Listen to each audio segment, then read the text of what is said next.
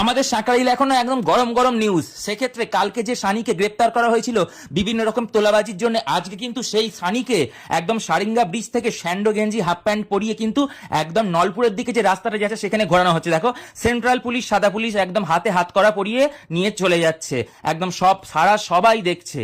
তোলাবাজির জন্য একে অ্যারেস্ট করা হয়েছে এই সানিকে।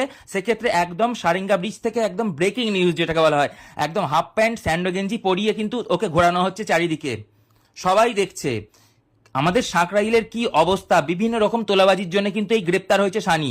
একদম কিন্তু হেঁটে হেঁটে চলে যাচ্ছে, মানে মানে হেঁটে দেখো একদম সারেঙ্গা ব্রিজ থেকে কিন্তু একদম হীরাপুরের দিকে যে রাস্তাটা আছে, একদম হাফ প্যান্ট পরিয়ে স্যান্ডো গেঞ্জি পরিয়ে কিন্তু একে ঘোরানো হচ্ছে।